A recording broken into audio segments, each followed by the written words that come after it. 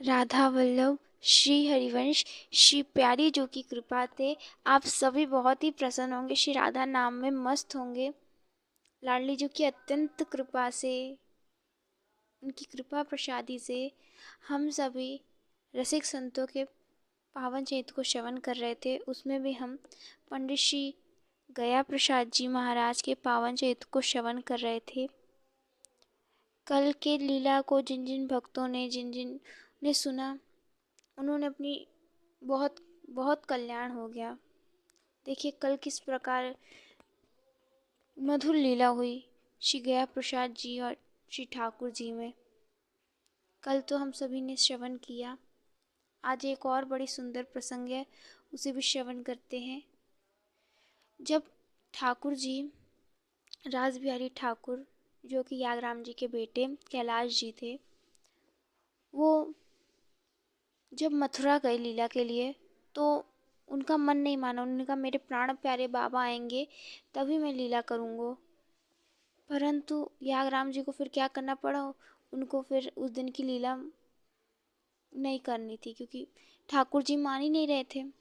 अगले दिन श्री यागराम जी गए, पंडित जी से कहा, पंडित जी ने कहा अरे करेंगे लीला, लीला करेंगे। और फिर पीछे से ही लाल चंदन जी को भेजा पेड़ा देकर कि जाओ रास बिहारी को कह देना कि तुम्हारे प्राण प्यारे बाबा ने भिजवाया है और पाना फिर लीला करना। तो श्री ठाकुर जी ने पा लिया पेड़ा जो बाबा ने भिजवाया था। और जो रास बिहारी करने रास बिहारी को जो रास करने की इच्छा नहीं हो रही थी वो करते भी हैं।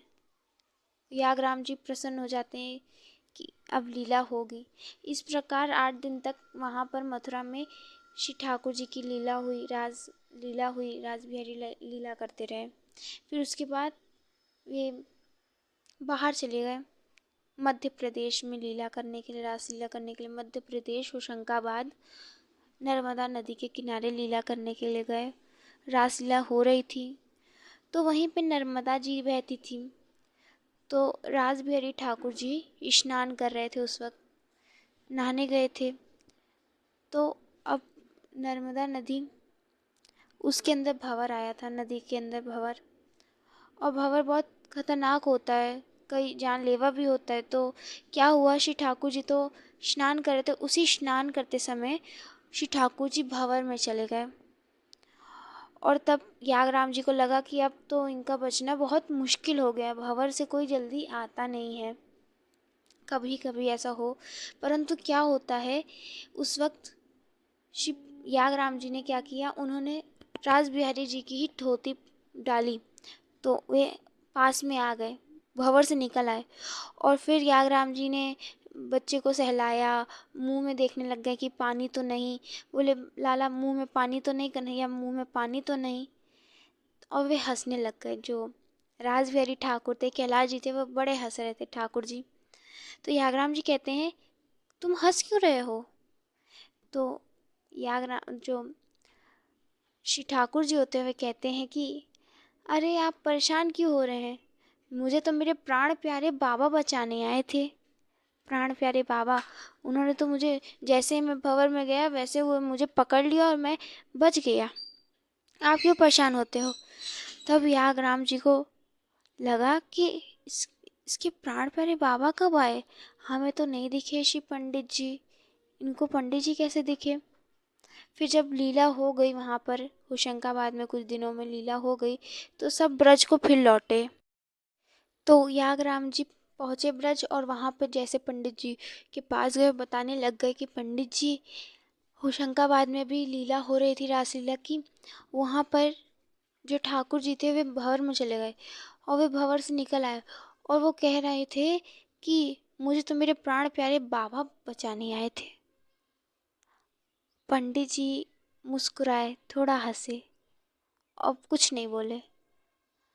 यहाँ पर उनकी मुस्कुराहट से पता चलता है कि ये पंडित जी ने ही किया था, क्योंकि महान विभूति, महान संत, वे गिरिराज से कभी बाहर नहीं जाते थे तो वे वहाँ कैसे जा सकते हैं।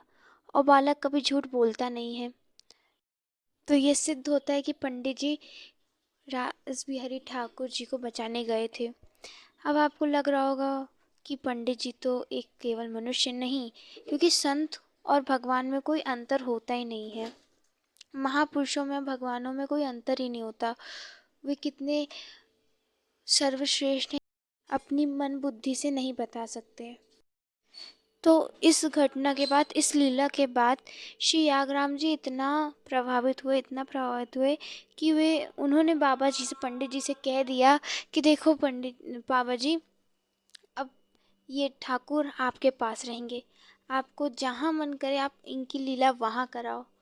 पूर्ण समर्पित हो गए और यागराम जी ने कह दिया गणेश जी से कि अब से हम अलग हो गए, अब हमारी लीला संग में नहीं होगी, रासलीला संग में नहीं होगी। जब गणेश जी ने ये सुना तो उन्हें बहुत बुरा लगा। उन्होंने सोचा ये सब पंडित जी के कारण ही हुआ है और कह दिया कि ये जो तुम्हारे पंडित जी है ना, इन्हीं के कारण ये सब हुआ, ये गया प्रसाद जी के कारण ही हम दोनों के बीच में ये दरारें आ गई, हमारी लीला बंद हो गई, सब पंडित जी के कारण हुआ।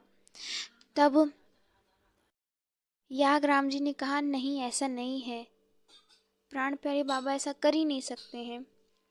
तो गणेश जी ने कहा मैं तभी मानूंगा कि जब तुम्हारे जो खिलौना है, ये खिलौना यानी कि रास बिहारी ठाकुर को कह रहे हैं, ये तुम्हारा जो नन्हा सा खिलौना है, तुम्हारे जो ठाकुर हैं, जब ये रास के मध्य में कह देंगे कि मेरे प्राण प्यारे बाबा ने कुछ नहीं किया है, तभी मैं मानूंगा।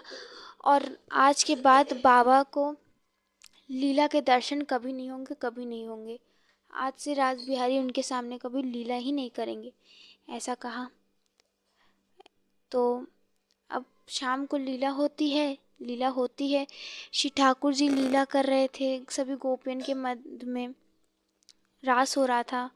और तभी में शिव ठाकुर जी, रास बिहारी ठाकुर, बीच में से उठ के कहते हैं कि मेरे प्राण प्यारे बाबा ने कुछ नहीं किया है, कुछ नहीं किया है। जो ही गणेश जी ने ये सुना तो उनके नेत्रों से अश्रु बहने लग गए और वे भागे भागे श्री पंडित जी के पास पहुँचे और पहुंचकर माफ़ी मांगने लग गए। हे पंडित जी, मुझे माफ़ कर दीजिए, मुझे माफ़ कर दीजिए, मुझसे गलती हो गई। रास बिहारी ठाकुर ने तो बीच में कह दिया कि आपने कुछ नहीं किया, परंतु मैंने तो ये प्रण ले लिया कि अब से आपको रास बिहारी की लीला के दर्शन नहीं होंगे। जो बाबा ने, पंडित जी ने ये सुना, उन्हें बड़ा दुख हुआ। वे गए और रात भर रोते रह गए। तो उस रात्रि श्री पंडित जी बहुत ही विकल रहे कि अब तो मुझे मेरे रास बिहारी के दर्शन नहीं होंगे। और विरह में उन्होंने एक बड़ी सुंदर आरती की रचना की, जिसको आज सभी रास मंडली के जन सभी अपने घर में श्री ठाकुर जी के सामने आरती गाते हैं।